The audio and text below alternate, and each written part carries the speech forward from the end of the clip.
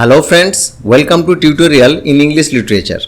In today's lesson, I shall discuss the characters of Jonathan Swift's masterpiece Gulliver's Travels. You must know who is who in this novel to understand the plot and the theme of Gulliver's Travels. But before I proceed further, I want to ask a question. The question is, in which year was Gulliver's Travels published? These are your options. Try to answer the question in the comment section. Let's begin our discussion with the characters that we find in the first book. The most important character of this novel is Captain Lemuel Gulliver. He is the narrator of this story. He was born in the family of a poor nobleman who had an estate in Nottingham. When he was 14 years old, he was sent to college in Cambridge. But his father did not have enough money to keep him there for longer than 3 years. Gulliver moves to London and becomes a student of a prominent surgeon, Mr. Bates. After this practice, he starts to work as a doctor. He spends money sent by his father to buy books about sailing and related to branches of mathematics because he dreams of becoming a traveler. Thanks to Mr. Bates' recommendation, Gulliver is hired as a doctor for the ship named Swallow, and due to this job visits a lot of countries of the eastern Mediterranean. After this trip, he gets married. To improve the financial situation of his newborn family, Gulliver goes on a voyage on the ship Antelope to the East Indies. He is about 30 to 33 years old at this time. Gulliver has positive character traits. The author notes his humanity, braveness, and curiosity. He looks like an enduring and kind person. Intelligence and ingenuity help him to survive many times during his journeys. Gulliver treats others with kindness and respect. He politely behaves when he is captured, earning the attachment of the Lilliputian emperor and the sympathy of the majority of local people, though he could easily free himself and destroy this state and its little people. We can clearly see that Gulliver is well educated and has a clear and intelligent language. He is definitely a decent man. He is also resourceful, open-minded, adamant about his own truthfulness, and a remarkably fast learner of new languages. Though Gulliver is glad to return to England after his first 3 adventures in the Lilliput, Brobdingnan and Laputa, his time among the Huinames permanently darkens Gulliver's perspective on humankind, and he ends the novel disgusted by the society around him and longing for the company of the Huinames. The next character is Richard Simpson. Richard Simpson is Gulliver's cousin and friend and also his editor. He is the fictional author of the prefatory note to Gulliver's Travels, entitled The Publisher to the Readers. In this note, he justifies the elimination of nearly half of the original manuscript material on the grounds that it was irrelevant. The next character of our discussion is Mary Barton Gulliver. She is Gulliver's wife. She is mentioned only briefly at the beginning of the novel and appears only for an instant at the conclusion. It shows how unsentimental and unemotional Gulliver is. At the beginning of the story, we can find out that Gulliver got married to her only because his friends advised him to do so. Therefore, he neglects her and goes on a journey that he always dreamed of. Gulliver's travels lasted 16 years and 7 months. All this time, she was waiting for him, left at home with their children. Gulliver never thinks about Mary on his travels and never feels guilty about his lack of attention to her. At the end of the story, after Gulliver's return from the Huiname land, he shows no emotion, even as she hugs him wildly. Her husband pawns and detests her like a dirty Yahoo. He prefers to spend time with horses and suddenly loses his consciousness when she tries to kiss him. There are also Betty, who was Gulliver's neglected daughter, and Johnny, who was Gulliver's neglected son. The next character is James Bates. Gulliver serves as an apprentice to James Bates in London after graduating from Cambridge. James Bates helps to get Gulliver his first job as a ship's surgeon and then offers to set up a practice with him. After Bates' death, Gulliver has trouble maintaining the business. The next important character is the Emperor of Lilliput. You can find here the full name of the emperor. The Lilliputian emperor was the tallest among his countrymen, his height being 6 inches. His power and majesty impresses Gulliver deeply, but to us he appears both laughable and sinister. Gulliver has first described his kindness and generosity and unbiased opinion when he ordered to take care of Gulliver's basic requirement. After learning about Gulliver's kindness, while many of his high-ranking ministers wanted him to be killed due to his large bulk. Later, we find him not that unbiased and strong-headed. He seems to be a puppet in the hands of his favorites, who, out of jealousy, poison his ears against Gulliver.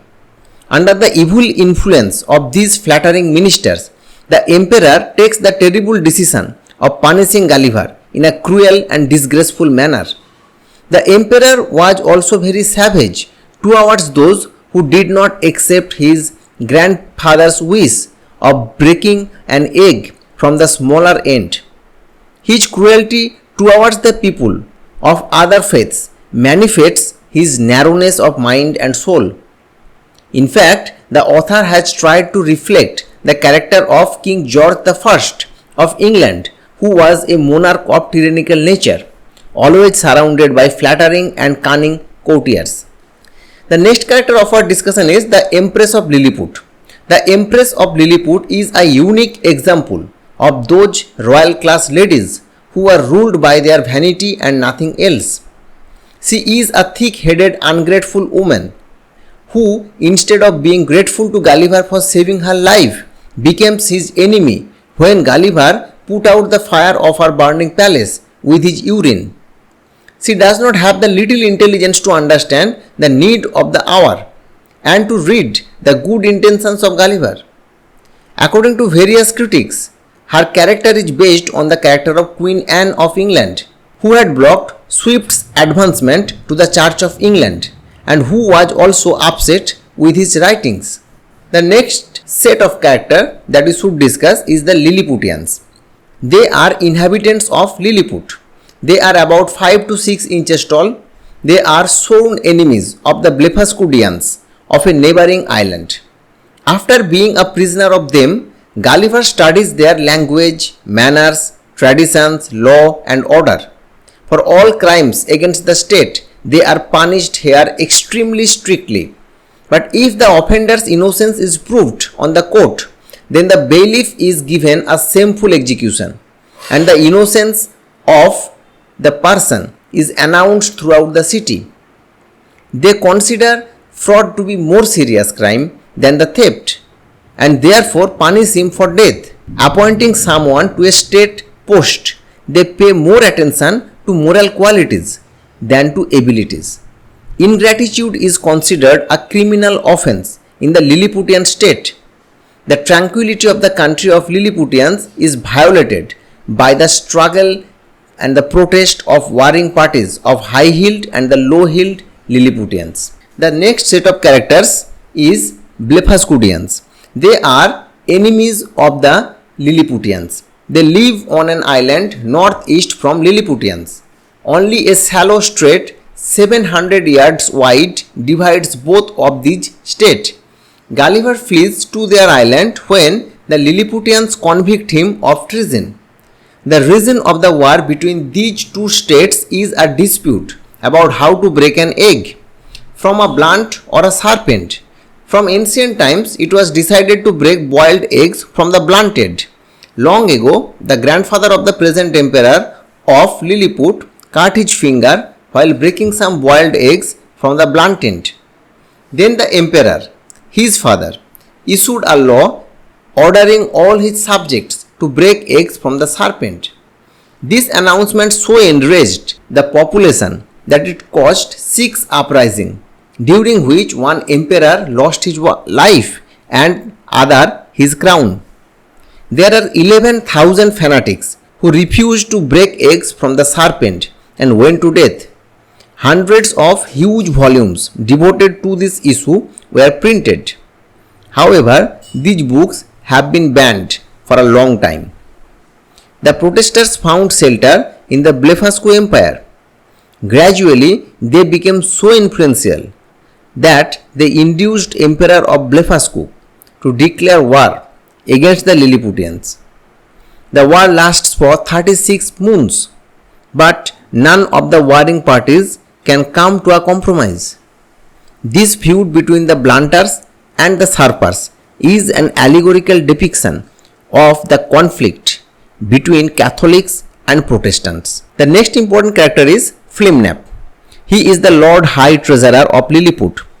He is a secret enemy of Gulliver. Flim Nap is treacherous and envious, and he feels genuine disgust to Gulliver and cannot tolerate him at all.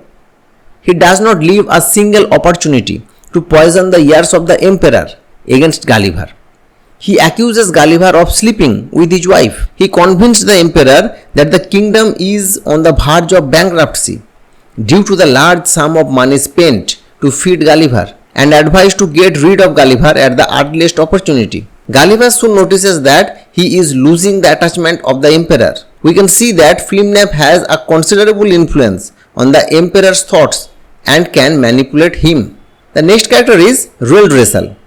He is a Lilliputian counselor and principal secretary of private affairs. He is a friend of Gulliver's in Lilliput. He helps Gulliver to settle into the strange new land and tells him about the two warring parties of High and Low Hills and about the Blefuscu. Russell also secretly warns Gulliver about Emperor's cruel plans. At first, the main leader of the Lilliputian country wants to kill Gulliver, but Russell suggests putting out Gulliver's eyes as a gentler alternative to death and then starve him to death. Thanks to this warning, Gulliver pretends that he does not know about the verdict and goes to Blefuscu.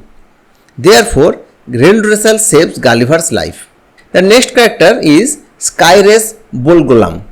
Bulgulam was the High Admiral and Counselor of the Emperor of Lilliput and had a strong influence on the Emperor's decision to a great extent. He was Gulliver's natural enemy from the very first day. It was he who designed the somewhat dishonorable conditions of freedom for Gulliver. The highest title of honor that was provided to Gulliver by the Emperor further aggravated his jealousy towards Gulliver. And with the support of the most influential evil-minded ministers, he prepared the articles of impeachment against Gulliver. The next two terms that we should discuss here is Slamexian and Tramexian. These are Lilliputian political parties. Slamexian represents the low hills and Tramexian represents the high hills.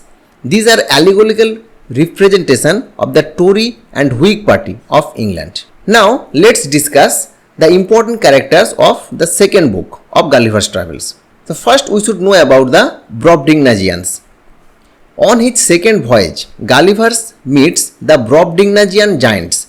In Lilliput, all the sizes are 12 times smaller than ours. In Brobdingnazian, 12 times larger.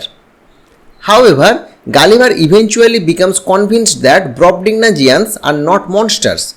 Not only the dimensions of plants, objects and animals are very large, so everything produces a repulsive impression at first.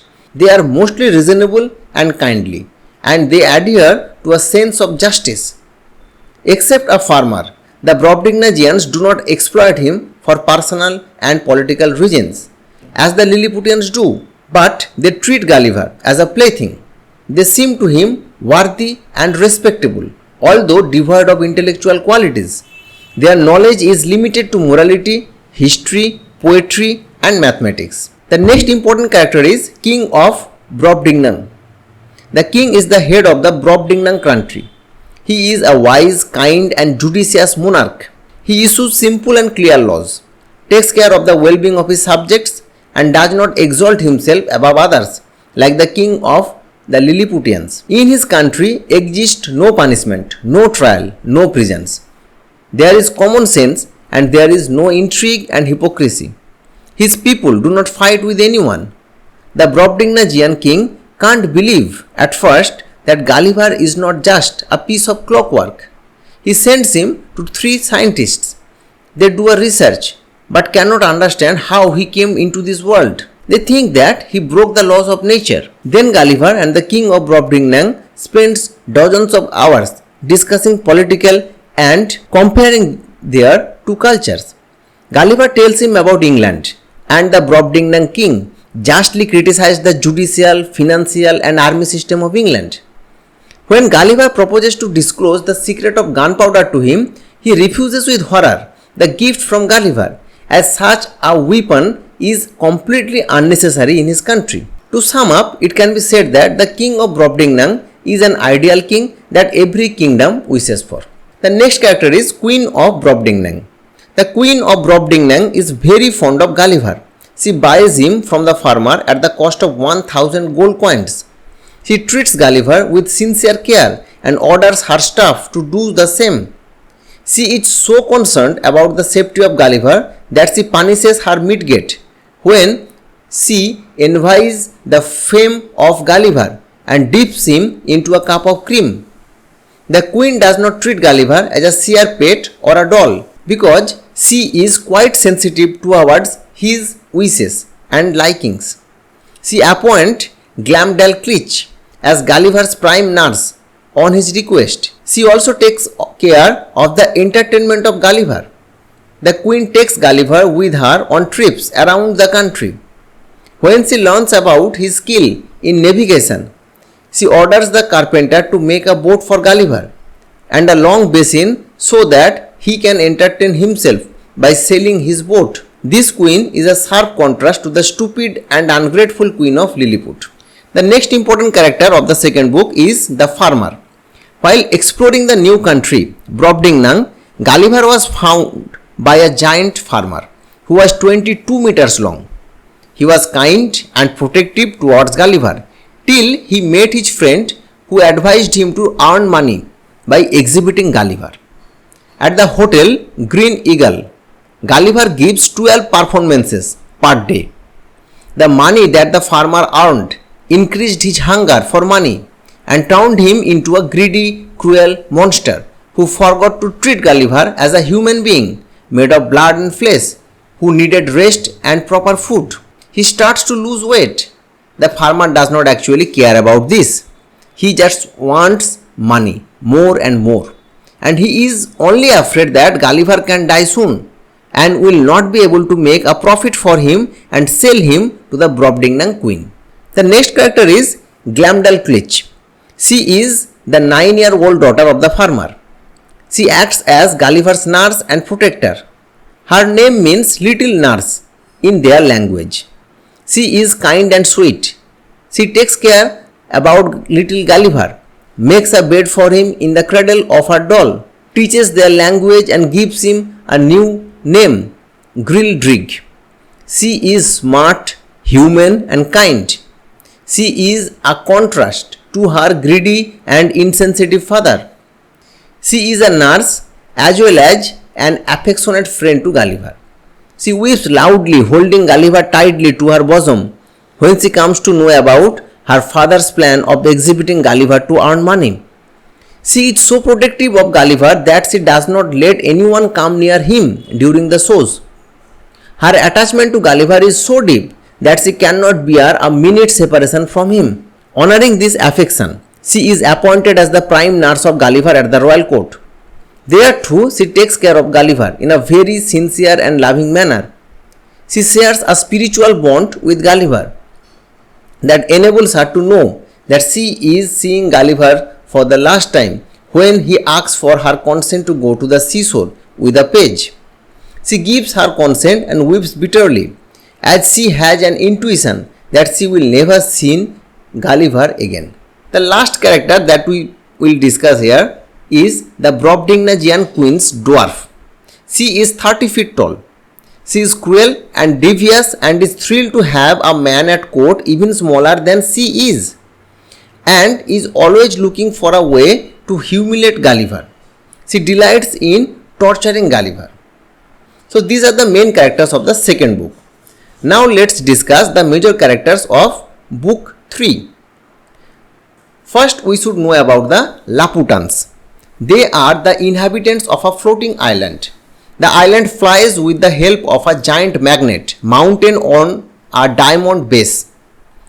And because of this, it is able to repress the lands under its control. Laputans can shield the sun or simply crush their neighbors. Here we can see a clear metaphor for England's domination over Ireland. The inhabitants of Laputa appear to be people completely cut off from life. They wear mathematical and astronomical symbols. They are so deep in abstract thoughts that their wives cheated on him while talking to each other. They have trouble paying attention as they get lost in higher abstract thoughts. Their servants have to periodically clap over their faces with bull's bubbles and bring them back to reality. The economy of the country has been brought to full exhaustion and decay. Their high knowledge of mathematics and over-ambitious scientific experiments have made no positive changes in their lives, but have rather deprived them of all the natural joys of life. The next character is the king of the Laputa. He is the leader of Laputa. He lacks all common sense and is utterly preoccupied with mathematics and music. He rules the land of Lagado from this floating island that never touches ground. He is by law not allowed to descend to earth, and thus spends his life with his body hovering in space and his mind hovering amidst elaborate theories. The Laputan king was known for his hospitality towards strangers. He makes all arrangements for Gulliver to help him to learn their language and confers on him the honor of dining with him. Though he is keen to know about Gulliver's country, his queries are related only to the state of mathematics and music in his country, since these are the only two subjects which are given importance in Laputa. The king is so generous and concerned about Gulliver that he presents him with many expensive gifts. The king is so generous and concerned about Gulliver that he presents him with many expensive gifts and money, along with a letter of recommendation to Lord Munodi when Gulliver goes to visit Lagado. Now we should know about the Academy Projectors or Professors. They are the members of the Grand Academy in Lagado. The Projectors believe in pursuing science and philosophy without too much regard for practical outcomes. The Projectors want to melt ice into gunpowder, to use spider webs to replace silk threads, and all kinds of less than common sense ideas. They focus on the complex and abstract, which renders all of their grand plans totally useless in practice. They make Lord Munodi's life hell. The next important character is Lord Munodi. He is the governor of Lagado, the metropolis of Laputa on Balnibarbi. Lord Munodi is the citizen of the country named Laputa. He represents the traditionalists who are opposed to the reformers. Munodi believes in common sense and practical knowledge. He is one of those few sensible men of Balnibarbi who know the value of a natural and simple life and are contented with the older ways of living. For this reason, everybody hates and ridicules him in Laputa. He refuses to adopt experimental modes of managing his household. His neatly built houses and fields full of vineyards and corn in his estate are a dead contrast to the ill-built houses and grassland grounds everywhere in his kingdom. About 40 years before Gulliver arrives, all of Balnibarbi was green and fruitful. But then a couple of people of Balnibarbi went up to Laputa, where they learned about the abstract equation the Laputans love. These people came back with all kinds of new ideas for improving building and cultivating fields, all of which are disasters. But that has not prevented anyone from trying again. They are all caught up in a trend for reform and think Lord Munodi is a backward fool for not adopting the new ways.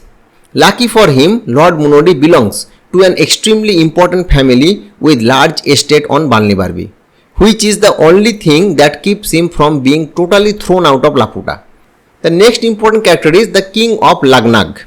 The king of Lagnak represents those orthodox monarchs who strictly and indiscriminately follow all the fair and unfair traditions of his ancestors. The custom of crawling in the court by the person who wants to see the king is one such tradition that is strictly applied for all.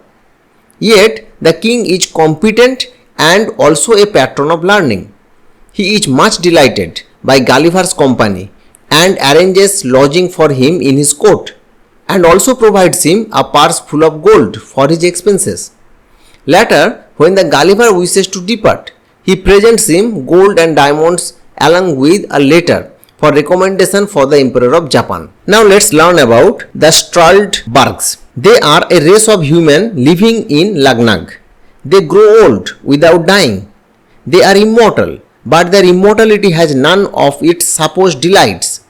They are identifiable at birth by a red ring on their forehead. They are social outcasts due to their jealousy, pettiness, and generally obnoxious character. The next character of our discussion is the Glabdab-driven governor. He is a magician and has the power to summon ghosts of the dead. He enables Gulliver to meet the famous dead personality of history. The last important character of the book 3 is the Japanese emperor. He gives Gulliver permission to sail back to Europe on the Dutch ship. Now let's discuss the important character of the last book of the Gulliver's Travels. The first character to discuss here is the Huinames. They are rational, peaceful, generous and civilized horses who are the masters of the Yahoos. They are ideal beings, at least from Gulliver's perspective. They are the noble, beautiful and clean. They are so honest and virtuous that they don't even have words for things like evil and falsehood. They are always calm and friendly. They live in a community and have only natural households that are unfamiliar with the concept of money. Their knowledge is practical and only poetry is valued out of the arts. The Huinames do not grieve over the dead. They enter into sexual relations only in order to have a child. They also can calmly exchange children if one pair has 2 boys and the other has 2 girls. Both females and males are educated the same way. However, there is inequality in this society too. Among the Huinames themselves, there are breeds of horses possessing less developed abilities. They become servants for more advanced breeds, but are devoid of envy and understand their position as a fair rule. Gulliver lives among them for several years and afterwards is extremely reluctant to return to England. Now let's also learn about Yahoos. It is Huinames' word for humans. They got into the country of Huinames a long time ago. They became wild very quickly and turned into disgusting, pathetic and spiteful creatures. Yahoos became domesticated working cattle in the houses of noble horse class. Yahoos hate each other more than animals of other species. They hate each other because of their external disgrace, ugliness, which they see in other members of their breed, but do not notice in themselves. They are extremely greedy. They can kill each other over a certain shiny rock found on the street. They are dirty, nasty, greedy, selfish and stupid. The Yahoos are the embodiment of everything gross and crude in human nature. The next character is the master horse. Gulliver befriends this horse and calls him his master. From him, Gulliver learns all about the laws of reason and the honest lifestyle of the Huinames. He also favors Gulliver during the meetings that want to expel him from the land. Gulliver holds the master horse in the highest esteem and kisses his hoof upon parting from him. The last character of our discussion is Don Pedro de Mendes. He is the captain of the Portuguese ship that picks Gulliver up after his voyage to the country of the Huinames. He is a nice and gentle guy. He is kind, generous, farsighted and understanding. He prevents Gulliver from killing himself in despair and listens to his complaint about how awful human beings are. His kindness and understanding towards Gulliver helps him to once again walk confidently among human beings. For about 10 days, he prepared Gulliver with patience to tolerate the company of human beings, whom he wanted to avoid as the most loathsome creatures. Finally, Don Pedro succeeded in pursuing Gulliver to return to his homeland and spend his life with his family. So that's all for today. Thank you for listening.